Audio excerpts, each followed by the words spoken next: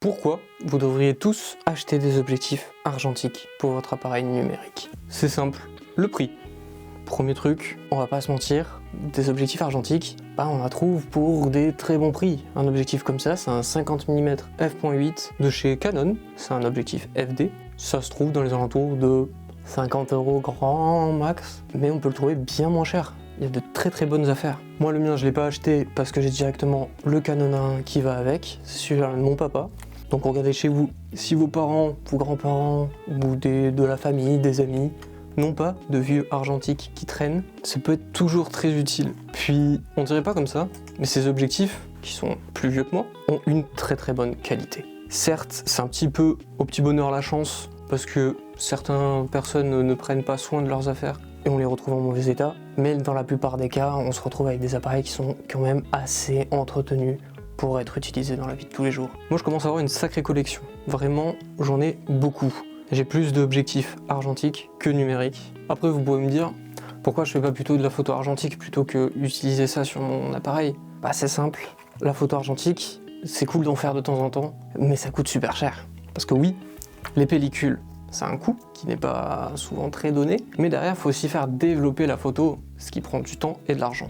Donc pour moi le meilleur compromis, c'était vraiment d'utiliser des vieilles optiques sur mon boîtier numérique. C'est un très bon compromis et ça fait franchement le taf. Vous avez des très bons objectifs pour vraiment pas cher. Ça c'est un 135 mm Canon. La dernière fois je l'ai vu pour 30 € pour un 135 mm quand même. Après, vous allez me dire, moi je suis sur APS-C et du coup, ça c'est fait pour plein format de base. Ceux qui sont plein format, vous vous en foutez, ce sera le même type de focale. Sur un APS-C, non, c'est comme tout, la longueur focale est plus grande. C'est pas pour me déplaire parce qu'en vrai, c'est pratique et d'un côté, peut très bien faire en sorte qu'un 50 mm argentique soit réellement un 50 mm avec un speed booster.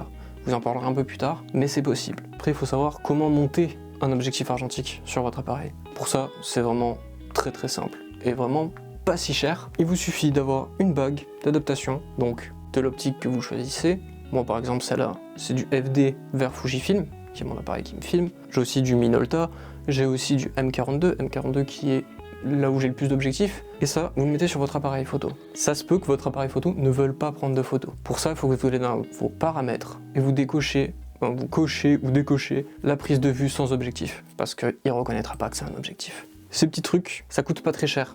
Celle-là, pour moi, elle vient de chez KNF Concept, ouais c'est ça, elle m'a coûté une 30aine d'euros. Mais vous en avez des beaucoup moins chers. Vraiment, il y en a, ça coûte une 20aine d'euros grand max, donc ça c'est plutôt cool.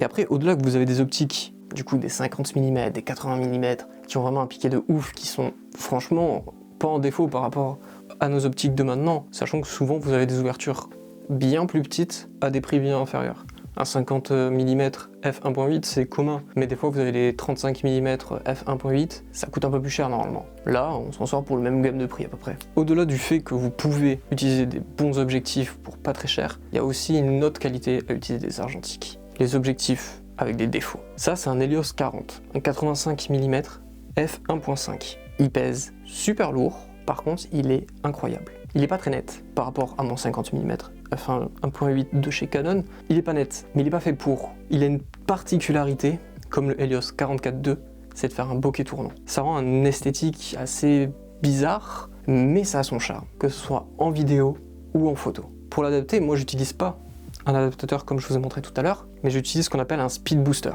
Un speed booster, c'est ça. On dirait, comme tout à l'heure, un adaptateur, sauf que là, il y a une lentille à l'intérieur. Et ça permet de diviser la focale, ce qui nous permet d'avoir un réel 85 mm sur APS-C. C'est très pratique et ça coûte pas si cher si vous regardez un peu le marché de l'occasion ou des marques un peu chinoises. On va pas se mentir, il y en a qui coûtent très cher. Au-delà du fait que c'est pas très cher et qu'en plus de ça vous avez une bonne qualité pour moindre coût, il y a d'autres avantages. Des avantages qui pour moi sont encore plus essentiels que ce que je viens de dire jusqu'à présent. C'est tout con, mais sur un objectif argentique, il n'y a pas d'autofocus, tout est fait à la main, on prend plus son temps et on apprécie mieux sa photo. Pour moi, c'est vraiment ça qui m'a fait redécouvrir la photo et qui m'a fait encore plus m'améliorer. Parce que là, c'est sûr que au début, si vous n'avez jamais utilisé de manuel focus, vous allez un peu galérer à trouver le bon focus et tout.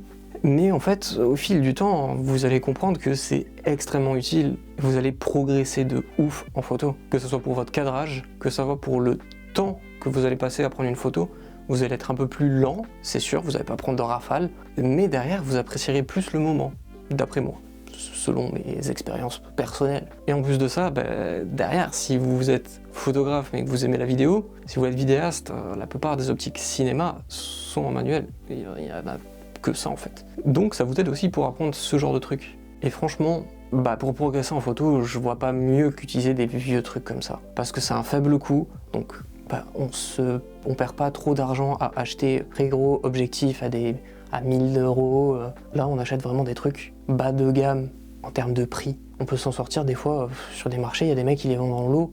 Vous avez genre 100 balles, vous avez 4 objectifs. Pourtant, dans ces 4 objectifs, ok, imaginez, il y en a, je sais pas, 2 de mauvais, mais 2 d'excellents. Ça reste une plus-value qui est ouf. Donc c'est un faible coût. Votre qualité, elle n'en sera pas amoindrie. Franchement, la plupart des optiques sont de très bonnes optiques. Elles sont toutes en métal, elles sont hyper robustes. Elles n'ont pas pris un énorme coup de vue, hein. On va pas se mentir, c'est vrai. Derrière, vous allez être obligé d'en apprendre plus sur la photo, d'améliorer vos skills et votre œil. Vous allez prendre plus de temps à prendre vos photos, mais vous allez apprécier le moment de la prendre en photo. Et ça, c'est incroyable. Je peux que vous conseiller d'utiliser des objectifs argentiques. Je vous aurais bien dit de passer qu'à l'argentique et de faire que ça, mais en vrai, moi-même qui aime bien l'argentique, je m'y mettrai pas pour autant tout le temps. Parce qu'on va pas se mentir, avec notre façon de faire de la photo à l'heure d'aujourd'hui, c'est-à-dire la publier sur les réseaux et tout, faire de l'argentique c'est une perte de temps. Pas que c'est pas bien, hein. C'est cool de faire de l'argentique. Mais derrière, faut pas oublier de prendre des pellicules, les faire développer, les scanner. Ça prend beaucoup plus de temps que si vous utilisez un appareil numérique. Certes, vous n'aurez pas le même rendu, mais si vous utilisez comme moi du Fujifilm par exemple, vous avez les simulations de film et ça s'en rapproche. Pour moi, Fujifilm c'est le meilleur compromis entre l'argentique et le numérique. Ça fait des deux et ça c'est vraiment très cool et vraiment très pratique. Je ne sais pas quoi dire de plus dans cette vidéo. Sincèrement, je pense que j'ai tout dit pour essayer de vous convaincre à utiliser un peu des objectifs argentiques, surtout si vous êtes débutant et que vous n'avez pas beaucoup de moyens ou quoi que ce soit, c'est très utile selon moi. Donc vraiment, si vous savez pas quoi faire et que vous n'avez pas trop d'argent, essayez, ça vaut le coup. Surtout si quelqu'un comme dans votre famille ou quoi en a pour vous en prêter, pour vous faire la main dessus, c'est excellent. Donc voilà, c'est la fin de cette petite vidéo. J'espère que ça vous aura plu. C'était une petite vidéo comme ça j'avais envie de la faire parce que je photographie toutes mes photos qu'avec des objectifs argentiques. J'utilise que mon objectif numérique pour la vidéo, je l'utilise pas en photo. C'est quelque chose que je pense que beaucoup de photographes devraient faire, utiliser des objectifs argentiques, surtout quand on est jeune, débutant, qu'on n'a pas de sous ou quoi que ce soit. C'est une alternative qui est selon moi exceptionnelle de pouvoir faire ça très facilement en plus. Si cette vidéo vous a plu, n'hésitez pas à vous abonner à la chaîne YouTube, à commenter, ça soutient énormément et ça donne envie de créer plus en plus de vidéos. N'hésitez pas à me dire en commentaire si vous avez des questions par rapport aux objectifs argentiques que j'utilise, si vous voulez connaître des choses par rapport à ça ou que vous voulez que je fasse d'autres vidéos qui en parlent, n'hésitez pas à me le faire savoir ou même me dire quel objectif argentique vous avez. Ça m'intéresse, franchement, il y a des mecs qui ont des objectifs que je rêverais d'avoir. Parce que oui, il y a des objectifs argentiques qui sont plus rares que d'autres et plus difficile à trouver. Par exemple, mon EOS 40-85 mm est un objectif qui est assez rare et assez compliqué à avoir, et j'en suis tellement content de l'avoir. Donc le petit j'aime, le petit commentaire, partagez, abonnez-vous. Si vous voulez me soutenir financièrement, vous avez le bouton rejoindre dans la chaîne YouTube, ça m'aide énormément. En tout cas, je vous souhaite à tous une belle soirée ou une bonne journée.